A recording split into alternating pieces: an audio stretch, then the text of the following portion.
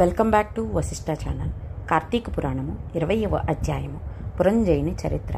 మిథిలా నగర ప్రభు జనక మహారాజా నిరంతర పుణ్యకార్యాలతో అలరారు కార్తీక మాస ఔన్నత్యము ఎంత చెప్పినా తరగనది. ఇందుకు సంబంధించిన మహిమను తేట తెల్లముగా తెలియజేయునదగు పురంజయుని చరిత్రను అగస్త్యుల వారు అత్రి మునీంద్రుని అడుగగా చెప్పిన దానిని చెబుతాను వినవలసింది. ధర్మవేత్త, దైవాంశ సంభూత అగస్త్య మహర్షి కార్తీక మాస మహత్యమును మీ వలన వినవలెనని ఉన్నది, అనుగ్రహించవలసినది అన్నాడు.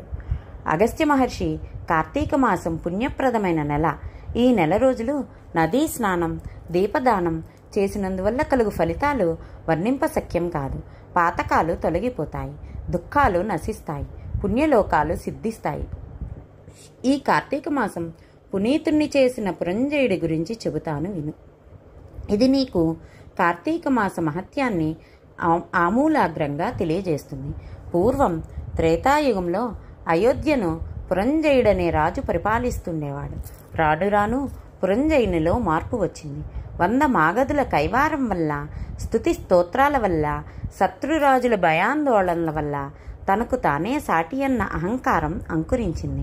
పరిపాలనా వ్యాసంగాలపై శ్రద్ధ సన్నగిల్లింది. వినోద వ్యాసంగాలపై మోజు పెరిగింది. సలహా సంప్రదింపులను నిర్లక్ష్యం చేస్తూ ఉండేవాడు. రాను రాను ప్రజాకంటకుడయ్యాడు. పురంజయుడు మహారాజు ప్రవర్తనను అనుభవించలేక సహనం కోల్పోయిన సామంతరాజులు అందరూ ఒక్కటై దండెత్తి వచ్చారు. పంచకళ్యాణి గుర్రాలు పూనినది, దృఢమైన పెద్ద పెద్దదైన చక్రాలు కలిగినది, మణిమయ కాంతులతో గొడుగు జెండాతో ప్రకాశించున్నది, ధనుర్బాణాలతో సుసంపన్నమైనది, అనేక యుద్ధాలలో విజయాలు సాధించింది అయిన రథంపై 10 గజ తురంగ దళాలతో బయలుదేరి శత్రువులను ఎదుర్కొన్నాడు.